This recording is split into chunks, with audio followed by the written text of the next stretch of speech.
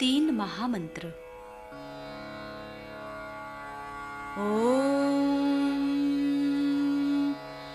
त्वमेव साक्षात्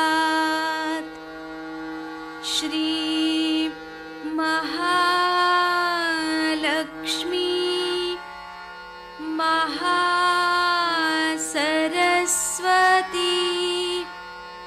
महाकाली त्रिगुणात्मिका कुण्डलिनी साक्षात् श्री आदिशक्ति माताजी श्री निर्मला देव्यै नमो नमः। ॐ त्वमेव साक्षात् श्री कल्की साक्षात् श्री आदिशक्ति माताजी श्री निर्मला देव्यै नमो नमः। ॐ त्वमेव साक्षात् श्री कल्की साक्षात् श्री सहस्रार्य स्वामिनी मोक्षप्रदायिनी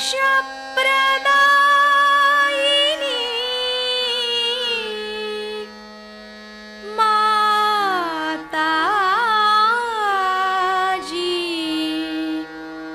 श्री निर्मला देव्यै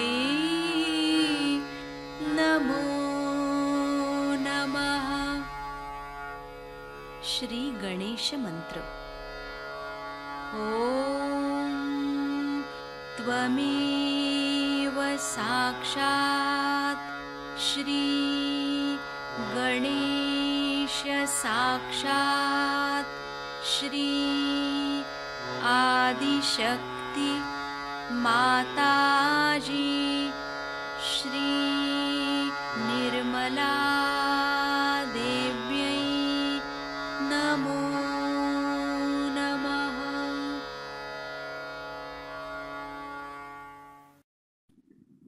जय श्री माता जी। दोनों हाथ माँ के सामने हृदय में श्री माता जी की छवि को नमन करते हुए क्षमा याचना। श्री माता जी कृपा करके हम सबको क्षमा कर दीजिए, हम सभी अज्ञानी हैं। अपने हृदय में श्री माता जी की छवि को निरंतर देखते हुए परम पूजनीय श्री माता जी, हम सभी आपसे बहुत प्रेम करते हैं, हम सभी के हृदय में आइए।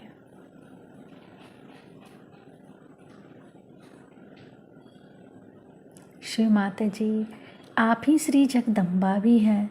हमारे इस हृदय को अपने प्रेम से परिपूर्ण करके निर्भयी बनाइए।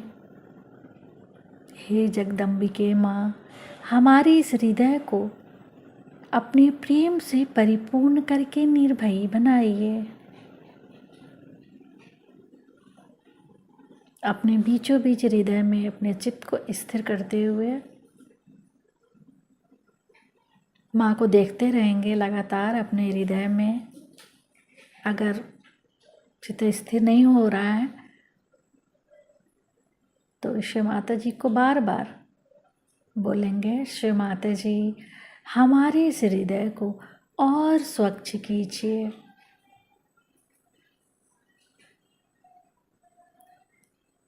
अब अपने संपूर्ण चित्त को दोनों हाथों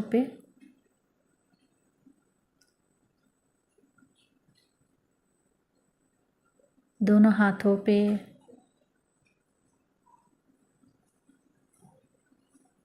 धीरे धीरे अपने संपूर्ण चित्त को दाहिने मूलाधार,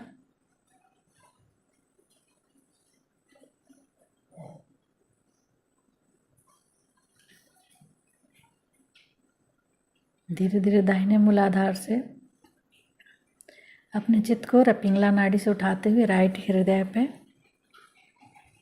दाहिने हृदय पे शिव माता जी से प्रार्थना, शिव माता जी आप ही तो श्री सीता और राम भी हैं। शिव माता जी हमारे अंदर जो भी जिम्मेदारी का भाव है वो आप हैं। कृपा करके हमें साक्षी भाव में जिम्मेदारी निभाने की शक्ति दीजिए। संपूर्ण चित्त दाहिने हृदय पे,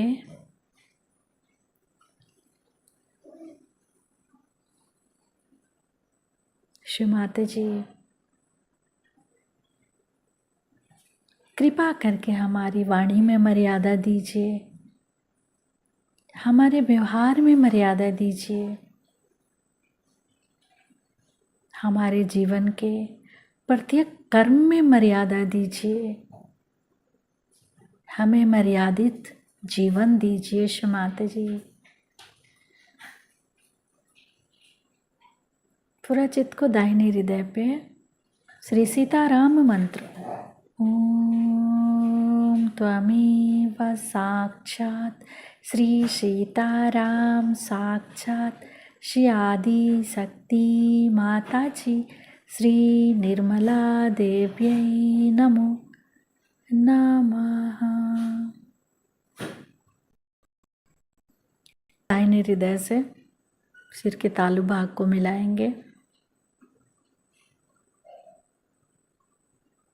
दाहिने हृदय और सिर के तालु भाग में एकाकारिता हो जाए। बार बार विनती शिव माता जी से, शिव माता जी हमारे दाहिने हृदय में श्री सीताराम जी की समस्त शक्तियां जागृत कीजिए।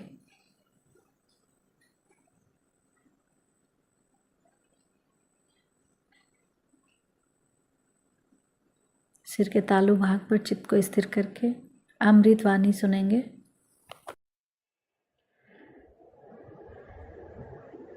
आपने पहले भी एक दो प्रोग्राम में देखा होगा कि एक महाशय आए और आकर मेरे ऊपर उन्होंने एक डब्बा फेंका और फिर चले गए।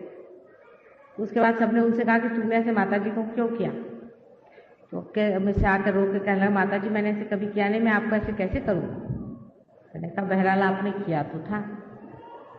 तो उनकी समझ में नहीं आया कि ऐसा क्यों किया। ऐसा हो जाता है, ऐसा होता ही है। जब परमात्मा की शक्ति, प्रेम की शक्ति संसार में विचरण करती है तो विनाशकारी शक्तियां भी अपना असर दिखाती हैं।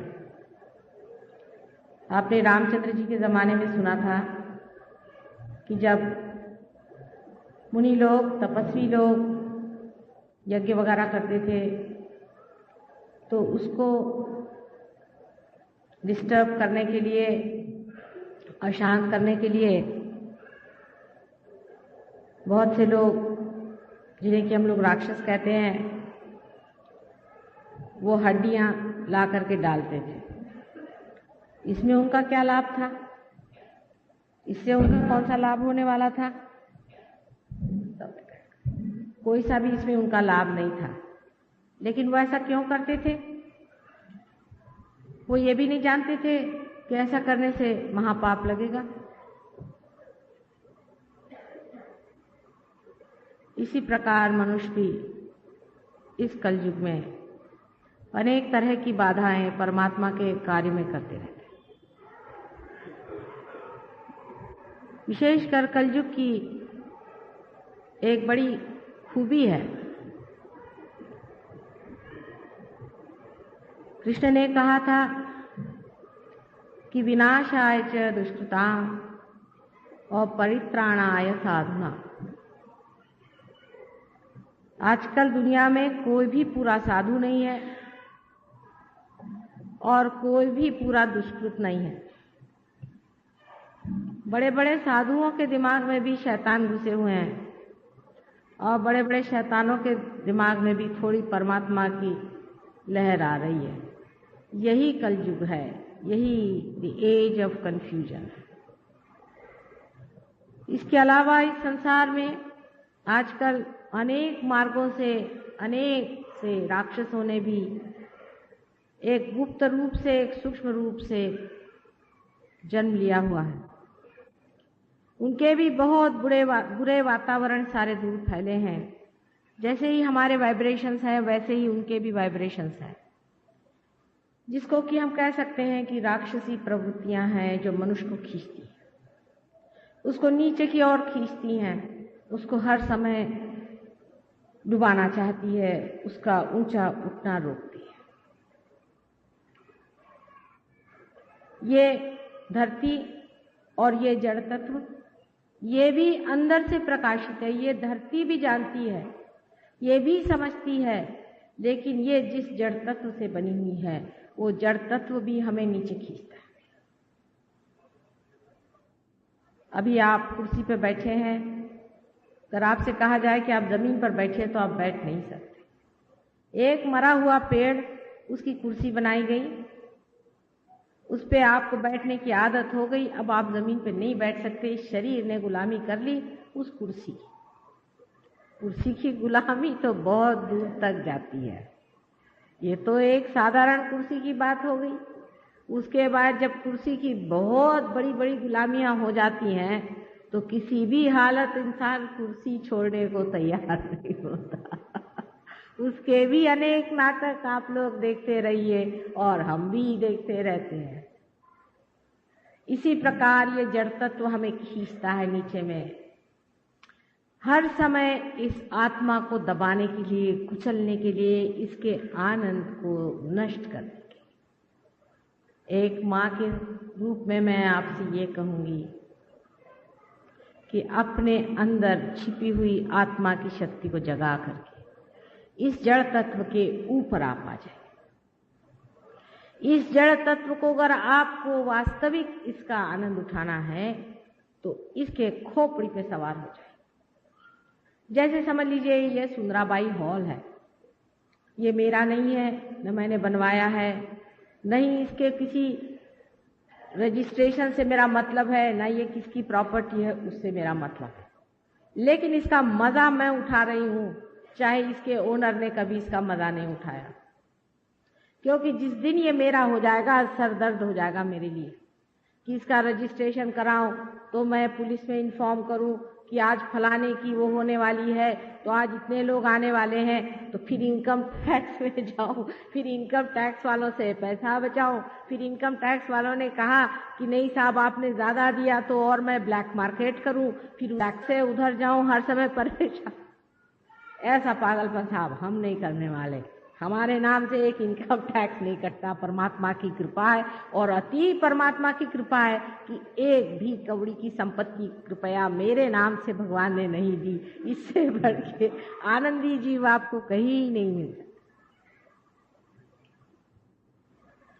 ये तो एक दिमागी जमा खर्च है कि ये आपके नाम चीज है, ये तो रजिस्ट्रेशन ऑफिस में लिखा है कि ये चीज आपकी है भाई, लेकिन कल जब आपका परवाना आ जाएगा तो रजिस्ट्रेशन ऑफिस तो यहीं रह जाएगा। तब इस जड़ तत्व के पीछे में क्यों परेशान? देखिए कि जब आप जागरूक हो जाएंगे तो आपको वाकई हंसी आई। जब मैं इस संसार में आई तो मुझे लगता था कि अजीब पागल खाने में आई हुई हूं मैं। यहाँ लोग ये छोटी छोटी चीज के लिए कि ये मेरा, ये तेरा, और जबकि सबको पूरी तरह से मालूम है कि मेरा तो कुछ रहता ही नहीं, ये मेरा बेटा है, ये मेरी बहू है, ये मेरा बाप है। कभी कभी बड़ा आश्चर्य होता है कि मेरा कौन सा है। जो मेरा है, जो मेरा स्वार्थ है, मेरा जो स्व का अर्थ है उसको जानने की बजाय किस चीज को ये लोग स्वार्थ समझे बैठे। स्वार्थ शब्द का अर्थ ही नहीं लगता है।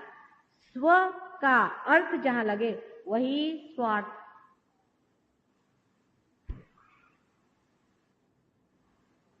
तो किस लिए मनुष्य इस तरह से परेशान है कि ये मेरी चीज है, ये उसकी चीज है, ये उसका लेना, ये उसका देना।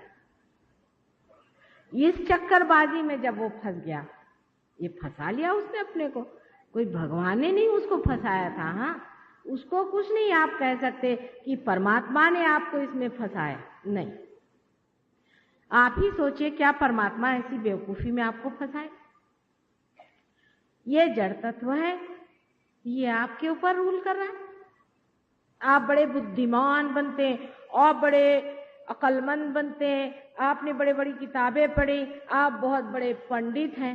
मैं तो सोचती हूँ कि कोई जानवर भी इस तरह से किसी जड़ तत्व की परवाह नहीं करता। छोटे बच्चों को देखिए, खिलौने खेलते हैं, कभी घरौंदे बनाते हैं, कभी शिवाजी महाराज बनाते हैं, कभी वो बड़े बड़े घर बनाते हैं, फिर एक ठोकर मार के खड़े हो जाते हैं, दूसरा खेल खेलने लग जाते हैं। आप लोग जो इतने बड़े हो गए हैं, इतने प्रगल्भ होकर के इतना बड़ा दिमाग हो गया है, उसके अंदर कौन सी बड़ी भारी आपने अकल सीखी कि आपने इकोनॉमिक्स निकाल दिया। इकोनॉमिक्स का ही परम तत्व है कि कोई सी भी चीज सैशिएबल नहीं है। माने आज आपको एक चीज खरीदनी तो आप घर खरीद लीजिए। घर खरीदने के लिए दौड़ दाड़ करके आपने घर खरीद लिया। जब घर खरीद लिया तो आपको लगा कि साहब अब मोटर खरीदनी चाहिए। जो घर खरीदने के लिए जो दौड़े थे बहुत जोर से, और जो इतना आपने प्रयत्न किया था, उसका कुछ आनंद भी नहीं उठाया। 5 मिनट बैठ करके आप बैठे भी नहीं, आए भी नहीं, अभी तो घर प्रवेश नहीं हुआ कि आप दौड़े मोटर के पीछे में। मोटर मिली तो मोटर का भी कोई आपने आनंद नहीं उठाया, आप भागे तीसरी चीज के पीछे। इसे क्या कहना चाहिए बताइए आप? इसे कोई समझदारी तो नहीं कह सकता, इसे कोई बड़ा भारी इवोल्यूशन तो आदमी नहीं कह सकता। सब इतने वर्षों की 12,000 वर्ष से मनुष्य संसार में है, सारी चीज को जोड़ समझ करके यही एक निकल आया। कम से कम अब जागना चाहिए कि इस जड़ तत्व ने कभी भी आनंद मनुष्य को दिया नहीं। अगर दिया होता तो यह सैशिएबल होता।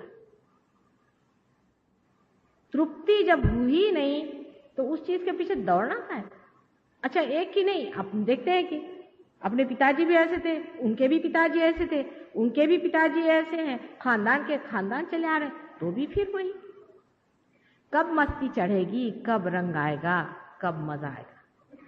तो बैठते ही नहीं आप तो। 1 मिनट बैठिए, तो आए हैं 2 मिनट आराम से बैठिए, जरा सोचिए अपने बारे में। कहाँ आनंद को खोज रहे हैं हम लोग? किस जगह दौड़ रहे हैं? कहाँ पर खोज रहे हैं? यहीं इसी जगह, इसी क्षण, यही उसमें सिर्फ समाने की बात है। इस जड़ तत्व से अभिभूत होने की कौन सी ऐसी बड़ी भारी बात? एक एक पागलों के मैं आपको अगर वर्णन दूं तो आप लोग हंसते हंसते लोटपोट हो जाएगा। हालांकि आप भी उनमें से कभी रहे होंगे। हम तो एक एक का अनुभव करते हैं तो आश्चर्य। एक साहब कहने लगे कि साहब मुझे तो जरूरी है कि आज ही लंदन पहुंच। मैंने कहा भाई ऐसी कौन सी आफत आ गई? अगर आज नहीं गए तो कल चले जाना। कौन सी ऐसी आफत आ गई? कौन सी आपकी नैया डूब रही है? नहीं साहब आज तो मैं कुछ नहीं कर सकता, आज तो मुझे पहुंचना ही। मैंने कहा क्यों भाई, क्या बात? बात यह है कि कल मुझे एक बॉलरूम डांसिंग वहां पे हो रहा है, क्वीन के सामने, वहां डांस करना है। अरे भाई, वो क्वीन क्या जाने कि हजारों डांस कर रहे हैं, उनमें से तुम कौन सी बला हो? उसके लिए काहे मरे जा रहे हो? क्यों इतना आतंक मचा रखा है? समय के लिए भी मनुष्य इस कदर परेशान है। समय बचाना चाहिए, समय, घड़ी हर समय बांधे रहते। मेरे भी हाथ में घड़ी बंध गई, हालांकि मैं उसकी जरा भी परवाह नहीं करती, हमेशा आगा पीछा चलती रहती। पर आपकी खुशी के लिए घड़ी बांध ली मैंने। कुंडलिनी कभी टाइम से नहीं उठती है। अगर कोई कहे कि मैं आपको लिख देता हूँ 5 बजे आपकी घड़ी से आप मिला लेना, 5 बजे आपकी कुंडलिनी उठेगी, तो समझ लेना कि ये बड़ा शैतान और झूठा मक्कार आदमी। कुंडलिनी अपने टाइम से उठती है। जैसे कि आप नहीं कह सकते कि कल इस पेड़ में 5 बजे एक फल लगेगा। आप कहेंगे ऐसा? आप कह सकते हैं कोई भी कि कल 5 बजे इस पेड़ में इतने बजे बराबर एक फल निकल आएगा या एक फूल निकल आएगा। कोई सी भी जीवंत चीज आप एग्जैक्टली जिसको कहते हैं बता सकते हैं टाइम से किसी वक्त होगी। जब सभी कुछ अपने हिसाब से चल रहा है तो हम भी क्यों ना उसके हिसाब में अपना हिसाब मिला लें। उसके हिसाब से चलो तब तो ना मजा आएगा, नहीं तो घोड़ा एक चाल चल रहा है, आप दूसरी चाल चल रहे हैं। हो सकता है कि परमात्मा की चाल इधर है और आपकी उधर चल रही। ये सब चीजें आपको खींचती हैं और आपके कुंडलिनी को भी खींचती हैं। तो पहला तत्व हमारा जो है, जिसे हम गणेश तत्व कहते हैं, ये जड़ तत्व है। गणेश तत्व का मतलब है साक्षात ब्रह्म तत्व। लेकिन ये जड़ तत्व में पाया जाता है। कार्बन के जैसे 4 हाथ होते हैं, उसी तरह श्री गणेश के 4 हाथ हैं। और कार्बन जो है वो इन केमिकल्स का गणेश। कार्बन के आए बगैर कोई सी भी चीज जीव की उसमें आ नहीं सकती। माने जितने भी चीजों में जीव आया हो उसमें कार्बन का होना जरूरी होता है। और इसीलिए कार्बन ही सारे केमिकल्स में गणेश तत्व की तरह से बराबर बीचों में टेट्रावेलेंट 4 वैलेंसी वाला होता है। अब अगर मैं किसी केमिस्ट्री वाले से यह कहूं कि कार्बन जो है ये गणेश तत्व से संपादित है, माने पूर्णतः संतोष में है, वो चाहे तो 4 को ले ले, 4 को दे दे, क्योंकि 8 ही हो सकते हैं इसलिए। तो लोग कहेंगे कि माता जी कहां की बात कहां करें, क्योंकि आपने इसे देखा नहीं है, आपने इसे जाना नहीं है, आपने इसे सुना नहीं है। इसलिए आप ये सोच रहे हैं कि कार्बन का और गणेश जी का क्या संबंध हो सकता है।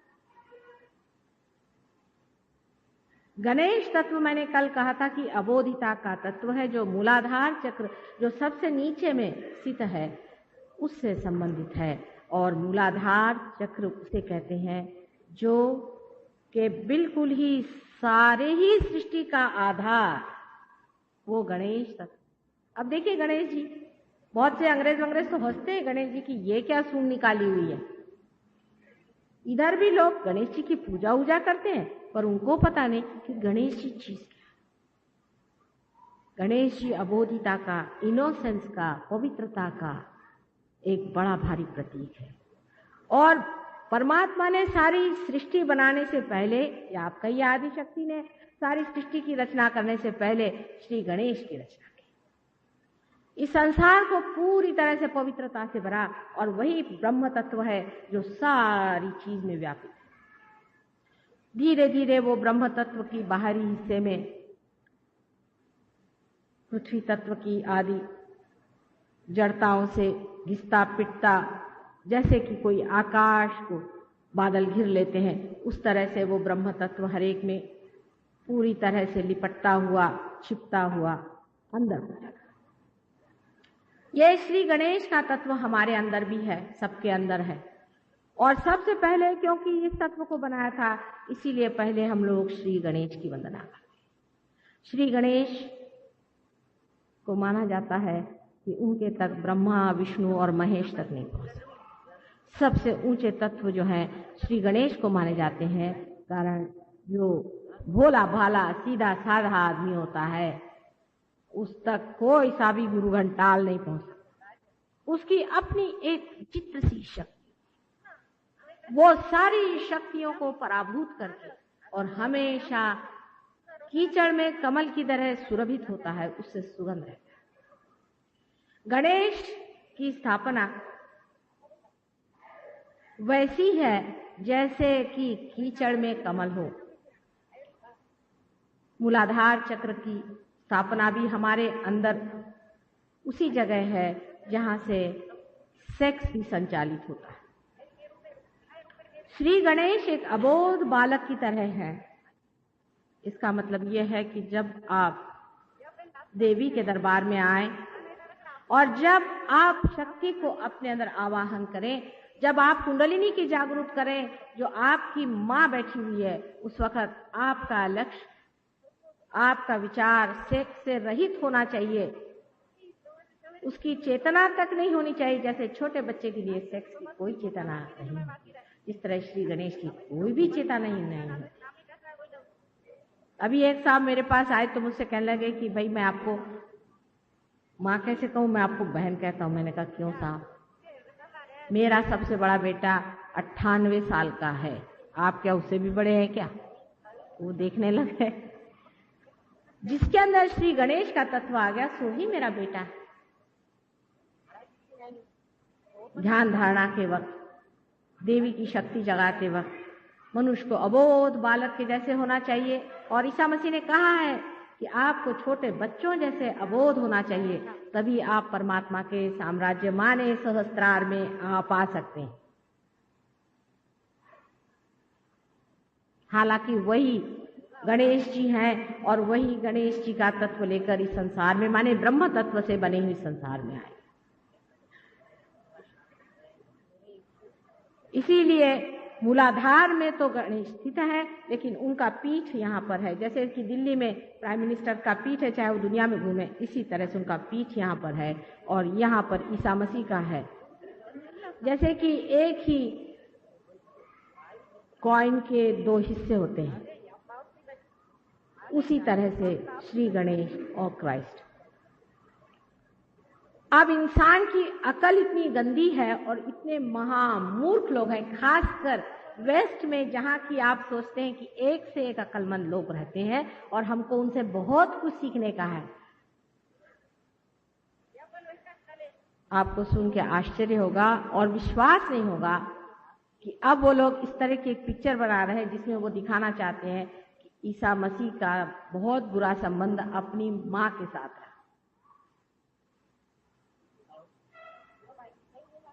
इन लोगों से, इन गधों से क्या सीखने का है हमको?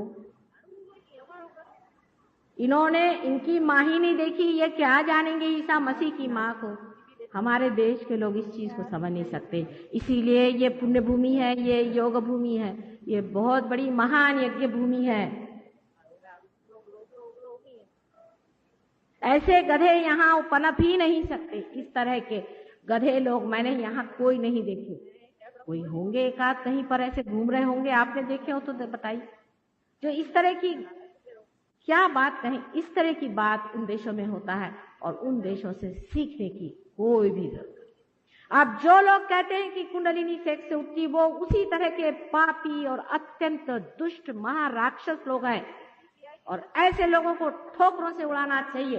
हालांकि वो अपनी गति नरक में बना रहे। जो भी लोग इस तरह की बातें करते हैं उनको पता होना चाहिए कि अपनी पवित्र मां का, अपनी कुंडलिनी का अपमान करने का बहुत बड़ा धारिष्ट वो कर रहे हैं और इसकी सजा ही कोई नहीं। इस कदर इसकी सजा है कि मनुष्य एकदम पाताल लोक हमेशा के ही लिए भस्म होकर के रह जाए। अपने इस बंबई शहर में ही ऐसे बहुत से हैं जो गले में माला लटका के घूम रहे हैं और इस बात की गवाही दे रहे हैं। हमें शर्म आना चाहिए। और इस तरह की गंदी बातें जो आदमी करता है उसके यहाँ हजारों के तादाद में लोग जाते हैं। हमें शर्म आना चाहिए कि हम इस बंबई में रह रहे हैं। रोज समुद्र स्नान करने से भी इसका पाप नहीं जा सकता। ऐसी गंदी बातें सुनने के लिए हमें अपने कान बंद कर दें। इतनी अपवित्रता हो गई। लोग पूछते हैं कि माँ कितनी खराबी आई है, ये दुर्दशा आ रही, तो क्या आपके गले में हार पहनाए जाए? आपकी आरती उतारी जाए? जबकि आप अपनी मां की भी पवित्रता को नहीं समझ पाते। ऐसे लोगों के लिए क्या किया? इस तरह की बातें करने वाले लोग इस बंबई शहर में अनेक। पवित्रता ये जीवन की सबसे पहली चीज है। गुरु लोगों का क्या है? जिनके पास मोटरें नहीं थी, वो चाहते कि हमारे पास बड़ी बड़ी कैडलक गाड़ियां रहें। उसके लिए अगर उनको कैबरे डांस करने पड़े भगवान के नाम पे तो वो करेंगे। मैं तो माँ हूं, मैं आपको कभी भी कोई सी भी झूठ बात नहीं बता सकती। और इसी तरह से अनेक मेरे बेटे सूली पर भी चढ़ गए। मैं सच बात आपसे आज बता देना चाहती हूँ कि जो आदमी इस तरह के विचार रखता है वो कभी भी परमात्मा के साम्राज्य में नहीं जाता। मनुष्य को अत्यंत उच्च विचार रखने चाहिए। कम से कम अपने अंदर पवित्रता रखनी चाहिए। जिसको अपनी माँ के प्रति भी पवित्रता नहीं है, ऐसा आदमी संसार में कुछ भी नहीं पा सकता। लेकिन लोगों को ऐसे गुरु अच्छे लगते हैं जो कहे अच्छा भैया तू जो भी करना है कर, पर सिधर दे। पैसा देना बहुत आसान है, आपने पैसा दे दिया, आप आराम से बैठे। ये पहला तत्व मूलाधार चक्र का है जो बहुत ही ज्यादा खराब हो चुका है।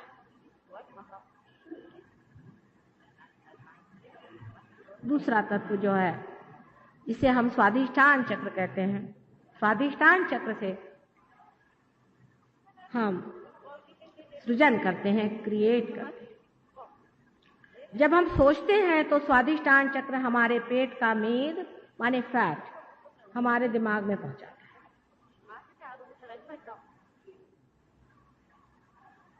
इस स्वाधिष्ठान चक्र के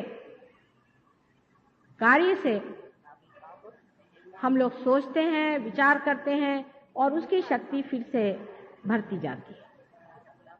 फिर से हमारे अंदर सेल्स आते जाते हैं और हम उसको इस्तेमाल करते जाते हैं, उसका उपयोग करते हैं। डॉक्टर लोग इसमें विश्वास नहीं करें, लेकिन मैं उनको उदाहरण के तौर से बता सकती हूँ कि डायबिटीज की बीमारी, किडनी की बीमारी,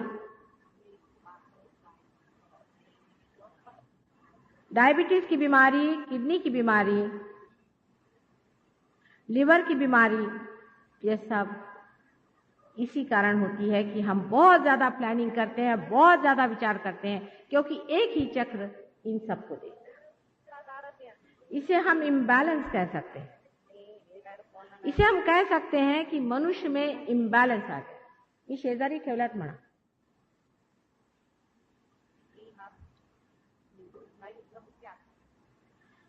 इसी से हम कह सकते हैं कि मनुष्य के अंदर इम्बैलेंस आ गया, क्योंकि जिस एक चक्र से दो काम करने हैं, अगर वो एक ही काम करता रहे तो बीमारी हो जाती है। आप सहयोग में हमने जॉन्डिस और डायबिटीज 100% ठीक किया है और कर सकते हैं। इसका मतलब ये नहीं कि कोई मैं उसका दुकान लगा रही या कोई हॉस्पिटल लगा रही। मेहरबानी से सारे डायबिटीज पेशेंट और सारे जॉन्डिस पेशेंट इधर में तशरीफ लाए। मेरा मतलब यह है कि आप भी इसे कर सकते हैं और इसके बहुत ही आसान तरीके हैं, बहुत ही आसान तरीके हैं। अगर आप स्वाधिष्ठान चक्र पे ब्रह्मदेव और सरस्वती को जागरूक कर सके तो वैसे ही काम हो जाए। और एक ही बार ब्रह्मदेव ने इस संसार में एक ही बार जन्म लिया, एक ही बार।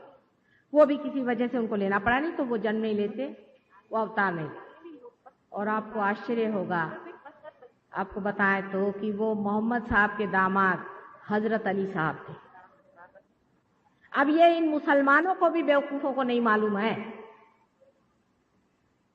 क्योंकि आप ये कहिएगा कि हजरत अली साहब ने तो ये नहीं बताया। वो क्या बताते हैं बेचारे, ऐसे ही तो उनकी गर्दन काट के फेंक दी। कोई किसी को बोलने देता था उस गंदे देश में?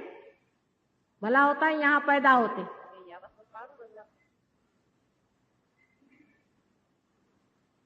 हजरत अली साहब, उनका नाम लेने से भी आपका डायबिटीज ठीक हो सकता है।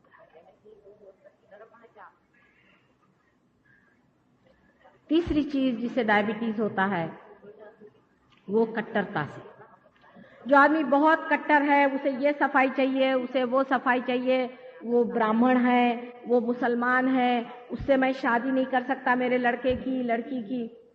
लेफ्ट साइड नाभि उसकी पकड़ सकती है और कारण स्वरूप हो सकता है उसे यहाँ किडनी की रोग हो जाए या उसको इधर डायबिटीज भी हो सकता है। बिल्कुल सही बात। अब डॉक्टर लोग इन दोनों का हिसाब किताब नहीं जोड़ सकते और कहेंगे भाई डायबिटीज इनक्योरेबल है, होगा ही, क्योंकि आप उसके तत्व को ही नहीं मानना चाहते हैं। तो मैं तो भी क्या करूं इस बात। जिस आदमी में इस तरह की कट्टरता है कि मैं बड़ा सफाई वाला और मैं दुनिया का सबसे बढ़िया जाति वाला हूं, उसको जरूरी होना है कि डायबिटीज हो जाए, और होना ही चाहिए, नहीं तो उसको अकल ही नहीं आती। ये परमात्मा ने नियम बनाया, इसलिए भी डायबिटीज हो सकता है। क्योंकि पैंक्रियाज में जब नाभि चक्र की बिगड़ आ जाती है तो तब भी नुकसान हो सकता है। ऐसे मनुष्य को महावीर जी का नाम लेना चाहिए, जो जैन धर्म के बहुत बड़े तीर्थंकर। इन महावीर जी के नाम में जैनियों ने जो कट्टरता फैलाई है, सबको डायबिटीज होगा, तब ये ठीक होंगे। महावीर जी का नाम लेने से ठीक नहीं हो सकता, पहले पार होकर के तब आप महावीर जी को स्मरण करें। क्योंकि महावीर जी और बुद्ध जी का स्थान दोनों ही आपके पेट के अंदर है, जिसे हम सूर्य और चंद्र नाड़ी कहते हैं, उसके मौके पर बिल्कुल मुंह पर है। तो चंद्र नाड़ी पर श्री महावीर जी का स्थान है और राइट साइड में बुद्ध का स्थान। ये दोनों ही सीता जी के दो लड़के लव और कुश हैं, जो बहुत अनादिकाल से बने हुए हैं और जो पूर्णतया मनुष्य थे, पूर्णतया मनुष्य थे। उनके अंदर कोई भी शक्ति नहीं थी, इसको कहना चाहिए कि डिवाइन शक्ति, पूर्णतया मनुष्य थे और मनुष्य होकर के भी जो अवतार बन गए, एक बड़ी भारी परंपरा उन्होंने बना। ये दो इंसान भगवान बुद्ध और भगवान महावीर। बुद्ध को मानने वाले ये नहीं जानते हैं कि बुद्ध जो है वो सूर्य नाड़ी पर है। सूर्य नाड़ी पर होने का मतलब है कि सूर्य के जैसा तेजस्वी होना चाहिए। उल्टे बुद्ध के मानने वाले जितना ब्लैक मैजिक कर रहे हैं आज संसार भर में, आश्चर्य की बात है कि जो कोई करने आता उसके बराबर ही उल्टे बैठते। दुनिया भर का ब्लैक मैजिक, दुनिया भर का तांत्रिक, दुनिया भर के ये भूतों के मामले सारे ये बुद्धों ने ले लिए। आप अगर लद्दाख में जाएं, आप अगर चाइना में जाएं, अब तो चाइना कुछ बदल गया, एकदम ही बेकार गया, लेकिन तो भी आप जापान में जाएं, कहीं भी जाएं, सिवाय भूतों के और इन्होंने कुछ नहीं किया। कहने के लिए ये लोग बुद्धिस्ट साक्षात सूर्य स्वरूप हैं वो, जहां की एक भी भूत नहीं ठहर सकता। भूत माने गया बीता हुआ। आप अगर कोई सी भी किताब पढ़े चाइनीज, आप कोई सी भी जापानीज किताब पढ़े, तो सब अपनी गत ही बातें करेंगे। आप अगर जापान में जाएं तो बताएंगे हमारे सामुराई ऐसे थे, हमारे फलाने ऐसे थे। अरे भाई आप क्या हैं? जितने भी हमारे फार ईस्टर्न लोग हैं सारे ही अपने को बुद्धिस्ट कहलाते हैं और सब जो हैं वो चंद्र नाड़ी पर चल रहे हैं। चंद्र नाड़ी पर मनुष्य को प्रेम में आप कट्टरता नहीं रखते, नहीं रख सकते, बहुत मुश्किल है। कोई भी कट्टरता नहीं चलती। मुझे अगर कोई आकर के कुछ खाने को देता है तो मैं उसको नहीं मना कर सकती। उसके हाथ गंदे होंगे, कहाँ से लाया होगा, कौन सी बाजार से लाया होगा, कैसे लाए ना, खिला दे। जैसे कि भीलनी के बेर खाए थे। सोचिए एक बूढ़ा भीलनी जात की बिल्कुल नीच जात होती है, कहाँ से बेचारी बेर तोड़ के लाई, हर एक में दांत लगा लगा के जिसे देखा उसे अपने मुंह में डाल के, उसे श्री राम साक्षात श्री विष्णु के अवतरण उन्होंने प्रेम से हृदय में लगा के खाया और सीता जी से कहा कि तुमने ऐसे बेर कभी खाए नहीं होंगे, और लक्ष्मण से कहा कि एक बार ये बेर खा लो फिर तुम्हारा संताप नहीं होने वाला, तुम ठंडे हो जाओ।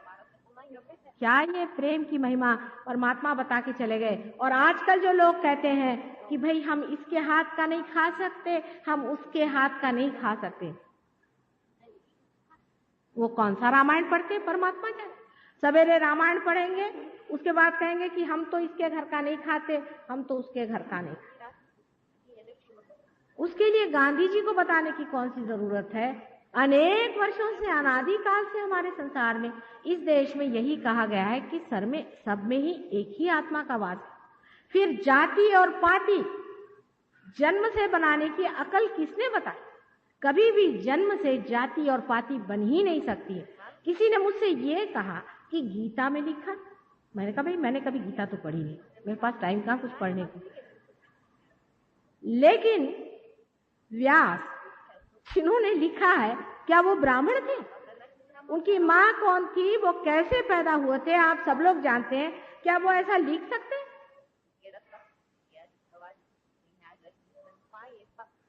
ऐसा अगर वो लिखते हैं तो वो स्वयं ही जब ब्राह्मण नहीं थे तो वो ऐसा कैसा लिखे? ये भी आपके दोनों चक्रों की पकड़ है।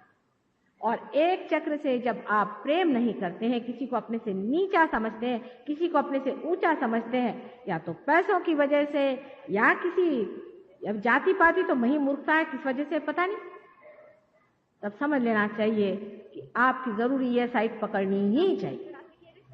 ये बैलेंसेस है भगवान के। लेकिन इसमें डॉक्टर साहब इतना ही कहेंगे कि भाई ये तो इनक्यूरेबल है, आप सफर करिए, आप चीनी खाना छोड़ दीजिए, किसी तरह से आप बस डाइट पे रहिए और कोई इसका इलाज। ठीक है, वो क्या जाने कट्टरता क्या। दूसरी चीज, बुद्ध के जो लोग हैं उनको सूर्य के जैसे तेजस्वी। सूर्य की इतनी महान शक्ति है कि जिस पेड़ पर पड़ जाती है वहीं उस पर हरियाली छा जाती है। हम लोग जीवित नहीं रह सकते सूर्य की शक्ति के बगैर। क्या बुद्ध के लोग ऐसे ही हैं?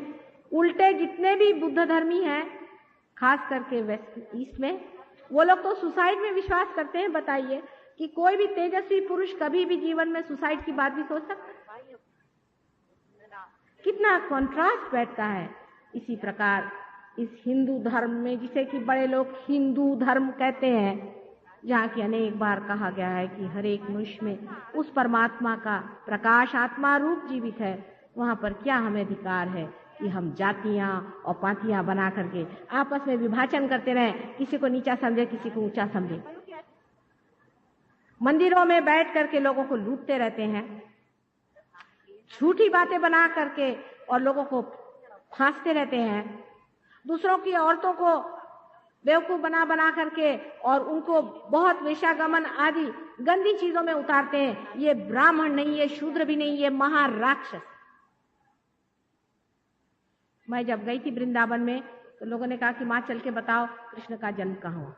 मैंने देखा कि सारे कंस के अनुचर वहां पंडे बने बैठे, उनकी शक्ल पे दिखाई दे रहा था। हालांकि तेल वेल लगा करके बड़ी उन्होंने इंतजाम किए थे, टीका बुका, लेकिन उनके अंदर से दिखाई दे रहा था कि महाराक्षस है।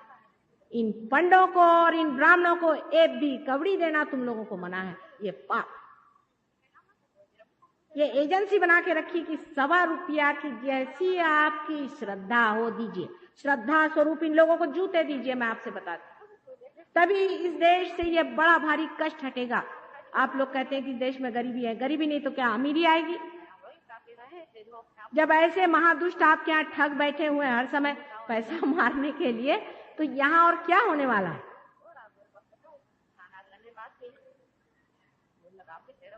ये जाति पाति आदि बना करके हम लोगों ने अपना सर्वनाश कर दिया है और सारे संसार के सामने हम लोगों का मुंह काला। लोग कहते हैं कि आपके यहाँ इतनी स्पिरिचुअल लाइफ होते हुए भी लोग जाति पाति की बात क्यों करते? क्योंकि स्पिरिचुअल लाइफ है ही नहीं। जब आदमी फकीर हो जाता है, जब वो पीर हो जाता है, तब उसके लिए कोई सी भी जाति और धर्म का, साईनाथ ने कहा है किसी भी धर्म की निंदा करना महापाप है। और बिल्कुल सही बात, 1000 गुना सही बात है। मैं आपसे बताती हूँ कि किसी भी धर्म की या धर्म संस्थापक की निंदा करना साक्षात परमात्मा की निंदा कराने बराबर है। उसके बाद नाभि चक्र पे श्री विष्णु लक्ष्मी जी का स्थान है। जिसे हम वैष्णवी शक्ति कहते हैं, जिससे उत्क्रांति होती है, जिससे एवोल्यूशन होता है, उनका यहाँ पर स्थान है। उसके चारों तरफ धर्म है। धारयति सा धर्मा, जिसने धारणा की है, जिसके कारण हमारी मनुष्य के रूप में धारणा हुई है, वो धर्म है। जैसे सोने का धर्म है कि ये पीला होता है लेकिन ये खराब नहीं होता, अनटार्निशेबल है, सोने का धर्म है। ऐसे मनुष्य के भी 10 मुख्य धर्म है जो उसके पेट में है। लोग मुझसे कहते हैं कि माँ आप शराब को क्यों मना करती हैं? मैं शराब तो छोड़िए, मैं अगर एक बूंद भी पीला तो इतना इतना खून मेरे पेट से निकल आएगा। मैं थोड़ी कुछ कहती, मेरा पेट ऐसा। मैं अगर किसी नग्न स्त्री को कहीं देख लूं और उनका नृत्य देख लूं तो मेरे पेट में से ऐसी दर्द शुरू हो जाएगी और उल्टियों के मारे हालत खराब। किसी भी अधर्म का मतलब है आपके पेट में ही गड़बड़ है।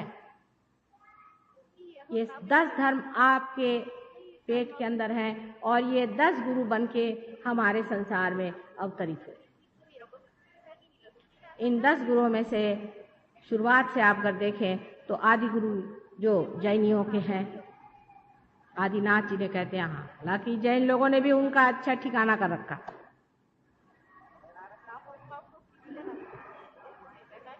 उसके बाद में हम कह सकते हैं कि राजा जनक जिनकी सीता जी पुत्री थी, उसके बाद मोहम्मद साहब जिनकी फातिमा पुत्री थी, वही सीता जी थी। उसके बाद आप कह सकते हैं आखिरी में अनेक हुए, इब्राहिम थे या मोसेस थे, अनेक ऐसे 10 गुरु हैं। लेकिन अंत में आप कह सकते हैं कि हमारे साईनाथ जो शिरडी हुए वो भी उन्हीं का पूरा की पूरा श्री गुरु दत्तात्रेय के अवतरण है। दत्तात्रेय ये 3 तत्वों के बाल्य स्वरूप, ये बहुत बड़ी बड़ी चीजें हैं, इतनी महान चीजें हैं कि इनका नाम लेते ही सबके पेट में धर्म की जागृति हो सकती है। धर्म अंदर में जागृत होता है जब, तब मनुष्य कोई सा भी अधर्म का काम नहीं कर सकता। बारीक बारीक बारीक बारीक चीजों में पेट उल्टी कर देगा, या तो इंसान को कभी कभी डायरिया भी लग जाता है। ये पेट है, बर्दाश्त नहीं कर पाता, इसलिए जो धर्म की कमाई है वही खा सकता है, अधर्म की नहीं पचा सकता। मनुष्य नहीं पचा सकता, पर अगर वो दानव हो जाए, राक्षस हो जाए, जानवर हो जाए तो पचा दे, पर मनुष्य नहीं पचा सकता। ये धर्म के हमारे अंदर में 10 सेंटर्स पेट के अंदर में है। ये है या नहीं, ये आप सहयोग में जानिए। जब आपका धर्म ठीक नहीं होता है, शराब धर्म के विरोध में जाता है, क्योंकि आपकी चेतना के विरोध में जाती है। तो इन लोगों ने एक और निकाल दिया कि चलो सबसे कहो तुम वेजिटेरियन बन जाओ, चाहे शराब पियो। उससे मतलब यह है कि ब्राह्मण लोग, जो लोग साग भाजी खाते हैं, वही बड़े आदमी हो जाए, और बाकी जितने मोहम्मद साहब हैं और बाकी क्राइस्ट हैं या कोई भी हो, रामचंद्र जी भी स्वयं क्षत्रिय थे और कृष्ण जी भी स्वयं थे, वो सब छोड़ के ये जो जैनी लोग हैं थोड़े बहुत और ये ब्राह्मण लोग, यही लोग बड़े भारी भगत माने जाए। इसका मतलब ये नहीं कि आप बड़े बड़े जानवर मार के खाइए, मेरा मतलब नहीं। लेकिन जिन देशों में मनुष्य को खाने के लिए सिर्फ यही चीजें मिलती हैं, खाने पीने से कुछ भी नहीं होता है, सिर्फ उसके विचार से होता है। अगर आप उपवास 7 दिन कर रहे हैं, आप उपासे हैं, तो कोई अच्छी बात थोड़ी ना है। पता नहीं क्यों लोग उपवास रखते हैं। उपवास रखना आपको मालूम नहीं, सहयोग में एकदम मना। कोई भी माँ पसंद करती है अपना लड़का उपवास रहे। अगर हम हैं माँ तो हमारे सहयोग में उपवास बिल्कुल मना है, एकदम मना है, कोई सा भी उपवास नहीं करना। अब देखिए, आपको आश्चर्य होगा, हमारे यहाँ एक बहुत बड़े सहयोगी थे राजवाड़े, और वो गणेश के बड़े भारी पुजारी थे, और मुझे आके कहने लगे कि माता जी मेरे प्रोस्टेट ग्लैंड का ऑपरेशन हो रहा है। मैंने कहा भाई, जिसमें गणेश जी का स्थान है और इतने बड़े सहयोगी, इनका प्रोस्टेट ग्लैंड कैसे? मेरे कुछ विश्वास नहीं हुआ। मैं कहा अच्छा देखती हूँ मैं। इतने मैंने उनसे कहा कि अच्छा थोड़ा प्रसाद लो। मेरा प्रसाद तो चना होता, मैंने कहा लो चलो पर प्रसाद। तो दूसरे साहब कहने लगे सर खुजा के, माता जी आज संकष्टी है। मैंने कहा अच्छा, तो कहने आज ये उपवास करते हैं। मैंने कहा किसने बताया आपसे संकष्टी के दिन उपवास करो? अरे जिस दिन इतने बड़े श्री गणेश का जन्म हुआ उस दिन क्या उपवास करते हो? कहाँ की बात करते हो? तुम्हारे घर में जिस दिन बेटा पैदा होगा तो मनुष्य जैसे आप सुतक करोगे? तो उनका दिमाग खुला। मैंने कहा, लीजिए आप चना। जैसे ही उन्होंने चना खाया, उनको प्रोस्टेट का कोई भी ऑपरेशन नहीं करना पड़ा। आप चाहे तो चिट्ठी लिख के पूछ लीजिए, अग्निहोत्री राजवाड़े मार्ग में रहते हैं पुणे में, एकदम छूट गया उनका प्रोस्टेट ग्लैंड छूट गया। किसने बताया उपास करने के लिए? आप, भगवान ने सारी सृष्टि बनाई खाने पीने के लिए, मौज से रहने के। इसका मतलब नहीं कि आप खाओ भी हो जाइए, ये मतलब नहीं। मतलब ये कि मिल गया सो खा लिया, नहीं तो नहीं खा लिया। अपने राम तो ऐसे है कि 10-10 दिन में नहीं खाने को मिले तो कुछ चिंता नहीं रहती, और मिली तो खा भी ली। किसी ने दे दिया तो खा लिया, नहीं तो बैठे हो आराम से। अपने चित्त में ही ये बात नहीं आनी चाहिए खाने पीने की। या तो खाएंगे तो इतना खाएंगे कि भगवान ने बचा रखी है, और नहीं खाएंगे तो उपास ही मरेंगे। अरे भाई, कोई बीच का भी रास्ता होता है या नहीं? जिसको जो कुछ खाना है आराम से खाओ। रात दिन हमारे औरतों ने एक और भी चक्कर चलाया हुआ है। हिंदुस्तानी औरत की विशेषता आप समझ लें। मैं जरा इनकी पोल पट्टी बता रही हूँ कि फार सुंदर स्वयंपाक करे, आदमी को बढ़िया खाना खिला खिला के उसकी आदत इतनी खराब कर देनी कि वो दरवाजे से बाहर नहीं जा सकता। वो कहीं बाहर खाने को जाएगा ही नहीं। पहले तो माँ, फिर बीवी, फिर बहन। तरीका अच्छा है, लेकिन उसकी भी कोई हद होती है ना। कि आदमी की यही आदत हुई कि वो बुढ़ा भी हो गया तो भी मेरी माँ ये बड़ा अच्छा बनाती थी और वो वहां की कचौरी बड़ी अच्छी मिलती तो दौड़े चले जा रहे हैं। बूढ़े बूढ़े लोगों को मैंने देखा ऐसा करते हुए।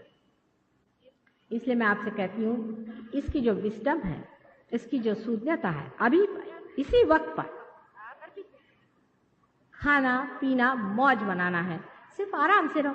उसमें कौन सी इतनी बड़ी आफत करने की जरूरत है? हालांकि अगर आप मेरे पास आए, मैं तो कहूंगी बेटे खूब रच के खाओ और खूब खिलाऊंगी आप, क्योंकि मैं तो माँ ही हूं। ये बात दूसरी है, लेकिन आपको क्या करना चाहिए कि चित्त माँ पे रखो। खाना खा रहे, चित्त तो माँ पे ही रखना होगा ना, क्योंकि आप आए हैं माँ के पास ब्रह्म विद्या लेने के लिए, न कि खाने के लिए। वो तो माया चला रही है अपनी, समझ लेना चाहिए। जब वो बहुत बहुत खिला रही तो देख रही कि आपका चित्त कहाँ जा रहा है। चित्त ठिकाने पे रहे, सब काम बन जाते। लक्ष्मी नारायण का जो बीच में का हमारा बहुत ही महत्वपूर्ण, हमारे देश में सब लोग लक्ष्मी नारायण जी की बड़ी ही पूजा करते हैं, लेकिन वो नहीं जानते कि लक्ष्मीपति होना और पैसे वाला होना, इसमें बड़ा ही अंतर है, महद अंतर होता है। लक्ष्मीपति श्री स्वरूप जैसे माँ होती है वैसा होना चाहिए, अत्यंत प्रेममय होना चाहिए। और कमल के गुलाबी फूल जैसा उसका मकान अत्यंत सुंदर और कोजी होना चाहिए, और बहुत नरम उसकी तबीयत होनी चाहिए। नहीं तो साहब, आप किसी रईस के घर जाइए तो उनसे पहले तो उनके कुत्ते ही भौंकते हैं, फिर आप जरा दूर हटिए तो देखते हैं दरबान भौंकते हैं, फिर उधर से वो आके पूछते हैं कि तुम कौन हो जी। समझ गए। ये पैसे वाले नहीं, इनको कहना चाहिए ये पैसों के दलाल हैं, लेकिन ये लक्ष्मीपति नहीं। लक्ष्मीपति का अपना एक सौंदर्य होता है, एक बादशाहत होती है। जो रियली लक्ष्मीपति जिसको कहना चाहिए होता है, उसको कोई भी चीज की दरकार नहीं। आप कहिए तो यहाँ सो जाएंगे, कहिए तो जमीन पे सो जाएंगे, और कहिए तो पलंगों पे सोएंगे, जहां तबीयत होगी वहां सोएंगे। जैसे साईनाथ, पत्थरों पे रहना, पत्थरों में उठना, जहां चाहे वहां सो लिया। ये कौन चीज होती जो हमारे सर पे चढ़ने वाली? ये इसको कहते हैं कि बादशाहत। बादशाह होता है दुनिया में, आप उसके लिए कुछ भी कर दीजिए वो कहता हाँ होंगे, अपने बैठे रहे। बड़े बड़े राजे महाराजे उसके पास में कहने लगे हाँ मालूम है। कोई गरीब आ जाए प्रेम से उसको हृदय से लगा लेगा। ऐसे बादशाह होने की जरूरत है। अगर आप लक्ष्मी नारायण की सेवा में लगे हुए हैं तो बादशाह होइए। यही आपकी उत्क्रांति है, यही आपका इवोल्यूशन है, इसको आपको पाना है। जब आदमी इवॉल्व होता है, जब उत्क्रांति करता है, जब लक्ष्मी नारायण के तत्व को पाता है, तो वो समझता है कि ये दुनिया की चीजें जड़ वस्तुएं, ये किसी काम की नहीं। जो आज वेस्ट में हो गया, वहां के बच्चे कहते हैं कि ये क्या जंक हमारे माँ बाप ने इकट्ठा कर रखा, फेंक फाक करके, और वो आज बैठे हुए हैं। लेकिन उससे छूटे तो दूसरे झंझट में फंस गए, और इसे हम श्री शिव जी का तत्व कहते हैं, जो कि हमारे हृदय में बसता है। शिव जी का तत्व साक्षात आत्मा का स्वरूप है। इस शिव जी के हृदय के तत्व के विरोध में हम तब जाते हैं कि जब हम अपने को एक तरह से, पूरी तरह से भावावेश में छोड़ करके डूबने लगते हैं। उसमें हर तरह के ड्रग्स, हर तरह की शराबें, हर तरह की ऐसी चीजें जो आदमी को तांत्रिक आदि चीजों में ले जाकर के ढकेल देती,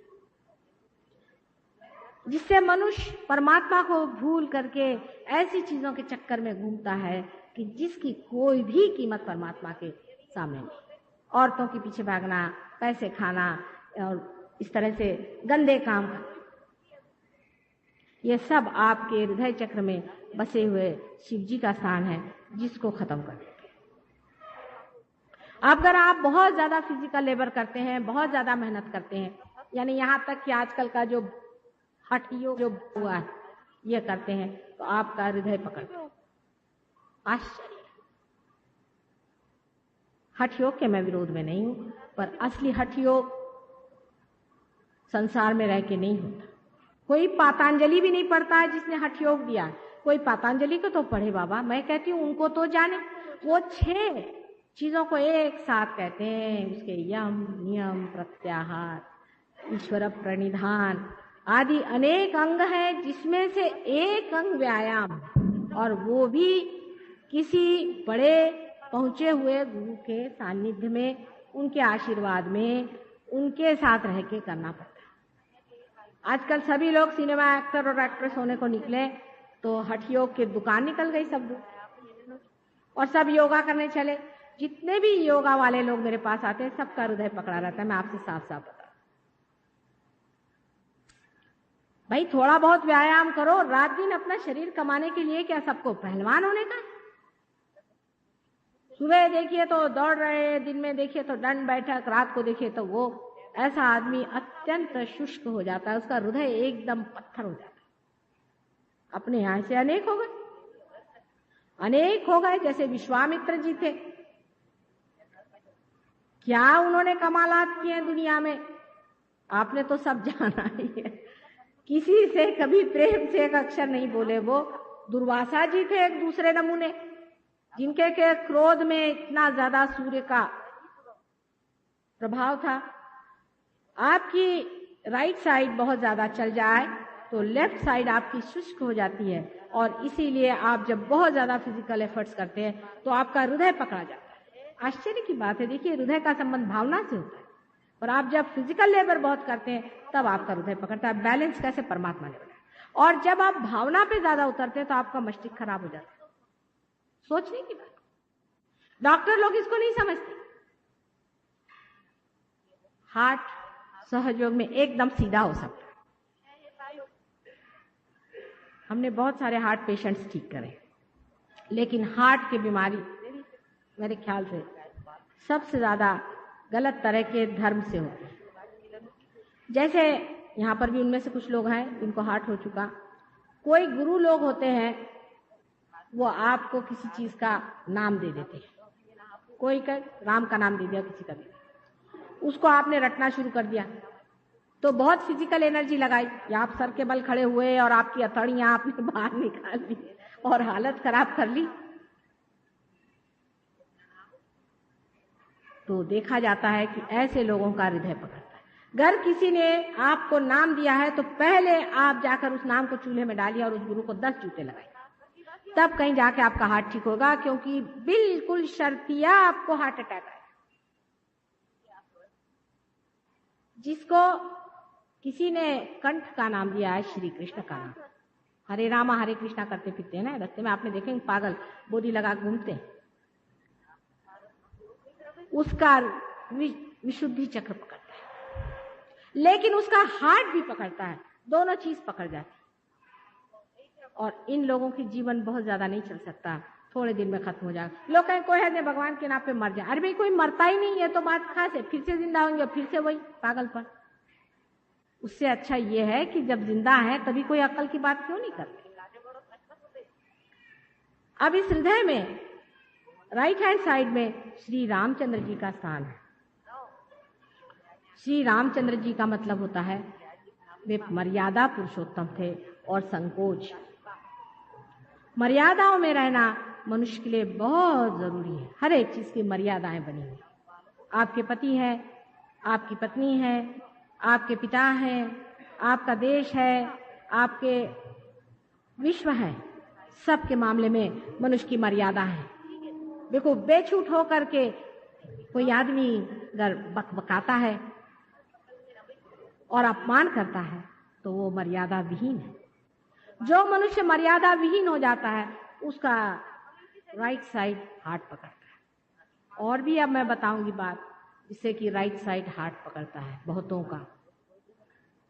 जिनके कि पिता बीमार हो, जिन्होंने अपने पिता के साथ दुर्व्यवहार किया हो, जो स्वयं बुरे तरह के पिता हो, जो अपने बच्चों को बुरी तरह से सताते हो, क्योंकि पिता का स्थान है।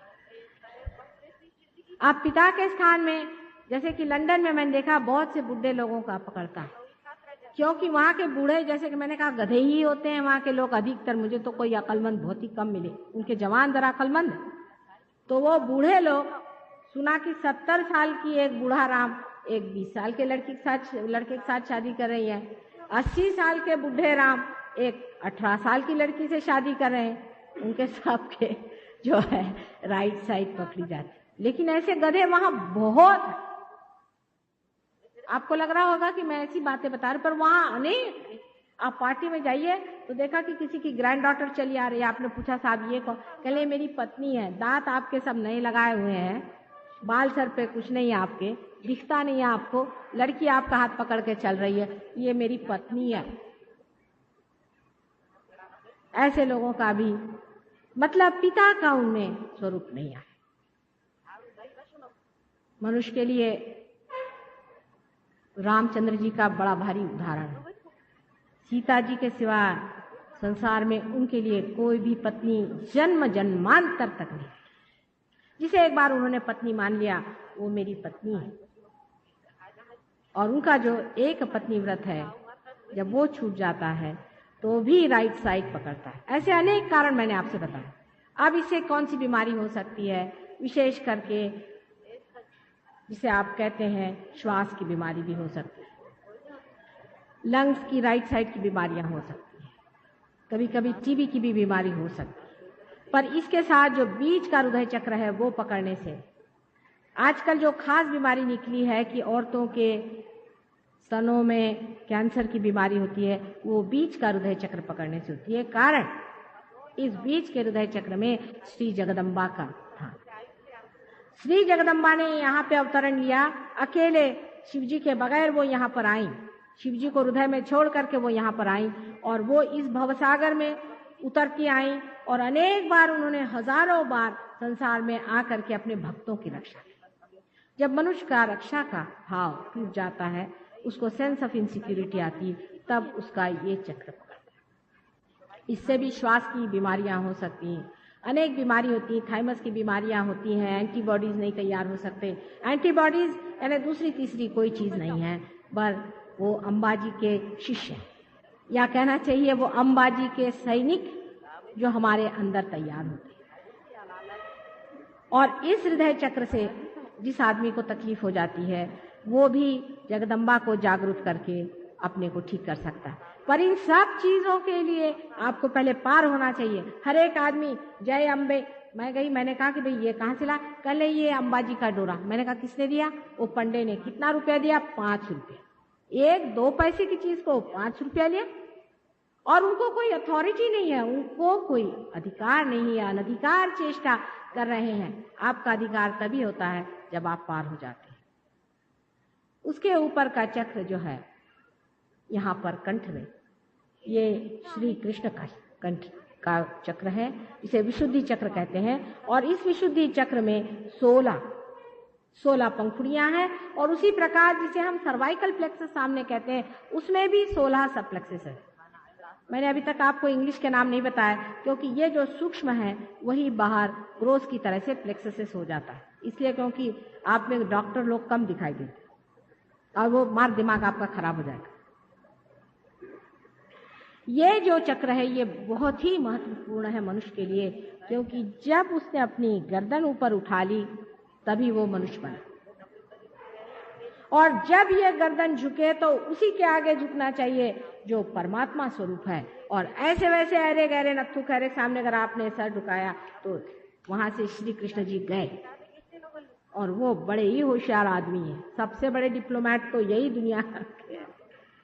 उनको चकाना बहुत ही मुश्किल है, आप उनसे कोई आर्गुमेंट नहीं कर सकते, और ये अगर आपका गया तो आप गए, आपकी मान मर्यादा गई।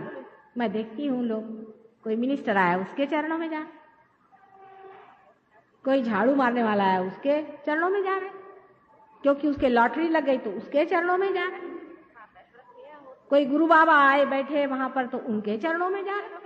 अरे ये माथा कितनी मुश्किल से बनाया है आप जानते हैं, 12,000 तो मनुष्य की रूप में बनाया है, और पता नहीं मेंढक से लेकर के अभी तक न जाने हजारों योनियां बिताते हुए ये माथा आपका बनाया है। ये क्या इसलिए है कि इन दुष्टों के पैरों पे आप अपना लगाएं? इसीलिए मोहम्मद साहब ने कहा था कि किसी के भी पैर छूने की जरूरत नहीं, क्राइस्ट ने भी कहा किसी के पैर छूने की जरूरत नहीं, लेकिन हिंदुस्तानी आदमी तो इस कदर पैर छुआ है, सब चरण छू लोग हैं आजकल। ये खुद दूसरों के चरण छूते हैं और दूसरों से चरण छुआते रहते। ये माथा है, ये अपनी मानहानि है, और इसी से हमारा ईगो और सुपर ईगो दोनों चीजें निकलती हैं। और जब आदमी बहुत ज्यादा अहंकारी होता है तब दूसरों से अपने पैर छुआता है, और जब बिल्कुल ही दब्बू होता है तो दूसरे को पैर छुआता है। आदमी को बीच में खड़ा होना चाहिए, ना तो आप किसी के सामने सर झुकाइए, ना तो किसी के अपने चरणों में लीजिए। उन्हीं पैरों पर अपना सर रखना चाहिए जहां से गंगा बहती, जहां से साक्षात परमात्मा के ब्रह्म तत्व बह रहे हैं, वहीं चरण झुकाने चाहिए। और ऐसे वैसे जगह चरण झुकाने से ये आप अपना भी अपमान कर रहे हैं, और उस परमात्मा का जिसने बड़ी मुश्किल से आपका ये माथा गथा उसकी पहचाने हैं, वो भी आप पार होने के ही बाद में पाएंगे। अगर आप पार नहीं हुए तो आप समझ नहीं सकते ऐसे आदमी को। आपको क्या पता कौन ठग है और कौन असली। ये बड़े होशियार ठग होते हैं, जितने ये ठग होते हैं उससे भी ज्यादा नाटककार होते हैं। इसलिए पहले पार हो जाइए, पार हो जाने के बाद में आप महसूस कर सकते हैं और आप समझ सकते हैं। उससे ऊपर का जो चक्र है जो कि हमारे माथे में है, जिसे कि हम आज्ञा चक्र कहते हैं, जिसे बहुत लोग कहते हैं थर्ड आई और दुनिया भर की चीज। मैंने आपसे पहले ही बताया कि ईसा मसीह का चक्र है, और उनकी पत्नी जो है वो तृप्ति ही है। उनकी पत्नी ही नहीं है, वो तृप्ति में ही रहते हैं, उनको पत्नी की जरूरत ही नहीं है, क्योंकि वो साक्षात ब्रह्म स्वरूप श्री गणेश के अवतरण है। ईसा मसीह के बारे में आप अगर देवी भागवत पढ़ें तो महाविष्णु का वर्णन है कि राधिका जी ने अपने ही तत्व से एक महान पुत्र को जन्म दिया था, और उसके लिए वैकुंठ के वन में उसे छोड़ दिया, जहां उसने अपने पिता का बहुत आदर किया, और पिता उनके साक्षात श्री कृष्ण हैं, जो कि विराट के रूप में संसार में विचरते हैं। जब ये वैष्णवी शक्ति विराट हो जाती है तो वो भी एक श्री कृष्ण का महान स्वरूप हो जाता है। और क्राइस्ट ने जब जब अपने पिता का नाम लिया है तो उसने श्री कृष्ण का ही नाम लिया है, और जब जब मोहम्मद साहब ने कहा है कि अल्लाह अकबर तो उन्होंने भी उसी विराट को याद किया। आपने ईसा मसीह की दोनों उंगलियां हमेशा ऐसी देखी होंगी। ये दो उंगलियां, ये उंगली जो है ये वैष्णवी तत्व को रिप्रेजेंट करती है, नाभि चक्र को, और ये विराट को, इसको। ये अब आप सहयोग में समझ सकते हैं। अगर किसी का गला खराब हो जाए तो फौरन यहाँ पकड़ा जाएगा। ये दो उंगलियां रखते हैं कि इसके सिवा बाकी तो उनके सब हैं ही हाथ में चीजें, ये, और ये स्वयं उनकी उंगली है जिसे हम आज्ञा चक्र कहते हैं। अब जो हम कह रहे हैं वो सच है या झूठ है, इसकी प्रचिति आपको पार हुए बगैर नहीं आ गई, लेकिन इसके लिए आप अपने को खुला रखें और अगर आप लोग सब पार हो गए और उसमें स्टेडी हो गए तो आप खुद समझिएगा कि हमने एक भी अक्षर आपसे झूठ नहीं बोला और हम कभी भी झूठ नहीं बोलेंगे, चाहे आप हमें सूली पे चढ़ा दें। सबसे ऊंचे में सहस्त्रार का स्थान है। यहाँ पर कल्कि का अवतरण है। कल्कि का मतलब है कलेक्टिव कॉन्शियसनेस, सामूहिक चेतना। और जितने भी सहयोगी हैं वही कल्कि के अंग प्रत्यंग हैं। ये कल युग में ही आने वाला है और वो अवतरण शुरू हो गया। आप देखते हैं कि इतने सहयोगी संसार में हो गए। यही आदि शक्ति का भी स्थान है और यहीं पे ब्रह्म का भेद होता है। यहीं पे जो आखिरी द्वार है, जिसे कि ब्रह्मरंध्र कहता है, वो खुल जाता है और ब्रह्म की जो विश्वव्यापी शक्ति है उसमें मनुष्य उतर जाता है। इसी को लोग बैप्टिज्म कहते हैं। यही कुंडलिनी की शक्ति भेदने वाली चीज है। और 7 ही चक्रों का अपने इसी सहस्त्रार में ही स्थान है और इसीलिए कल युग में ही ये सारी 7 शक्तियां एक साथ इंटीग्रेट होकर के कार्य करती है और इसीलिए आपको वाइब्रेशंस मिलते हैं। यही परमात्मा का साम्राज्य है, जिसे कि किंगडम ऑफ गॉड कहते हैं, क्योंकि आज वो संसार में उतर आया है, इसीलिए आपको चारों तरफ वाइब्रेशंस लगते हैं। बहुत से लोग मुझसे कहते हैं कि ये तो माता जी पहले 2 ही 4 को मिलता था, क्योंकि अब साक्षात वो अपना सारा ही लेकर यहाँ पहुंची गए, तो अब आपको लगेगा नहीं तो क्या हो। ये जो शक्तियां हैं यहाँ की, इन्हीं के कारण आप पार होते हैं और इन्हीं के कारण आपका ब्रह्मरंध्र छिपता है। अब ये सारी बातें मैंने जो आपको कुंडलिनी के बारे में बताई हैं, वो कुंडलिनी हमारे त्रिकोणाकार अस्थि में बैठी है। वो अत्यंत सूक्ष्म है, वो आसानी से नहीं उठती है, लेकिन अगर कोई जानकार हो और जिसे वो जानती है अनादि काल से, जब वो जानती है कि ऐसी कोई चीज हमारे सामने खड़ी, तो अकस्मात उठकर खड़ी हो जाती है। और इसीलिए ये सहज योग एकदम से जिसे जेट कुंडलिनी हो गई। जो पहले 1 आध 2 ही फूल इस बाग में खिलते थे, आज हजारों लोग इसमें पार हो रहे हैं और ये बिल्कुल सत्य है। सत्य को अपनाना चाहिए, आपको पाना चाहिए आपकी शक्ति, क्योंकि अनेक बार इसका वचन मिला था, अनेक बार कहा गया था कि इसे आप पाइएगा। मंदिरों में, मस्जिदों में, चर्चों में जाकर आपने मांगा था कि हमारी नैया करो पार, और जब होने का समय आया तो इसे लीजिए आप और इसको मौज से लीजिए और आराम से लीजिए। ये आप ही के लिए सारी सृष्टि बनाई गई है, ये सारा क्रिएशन आप ही के लिए है, ये सब कुछ आपका है। इसे आप इस्तेमाल करें और इसमें रममाण हो, इसमें रमण करें और इसमें रजें आराम से। बहुत बहुत आपका धन्यवाद होगा। कल भी आप लोग आए। अभी थोड़े से ज़रूरी अनाउंसमेंट होंगे, उसे सुन के आप लोग जाइएगा। और थोड़े से हम सहयोग में भी लोगों को देखना चाहेंगे। 1-2 अनाउंसमेंट अभी होने वाले हैं, उसको आप कृपया सुन के जाएं।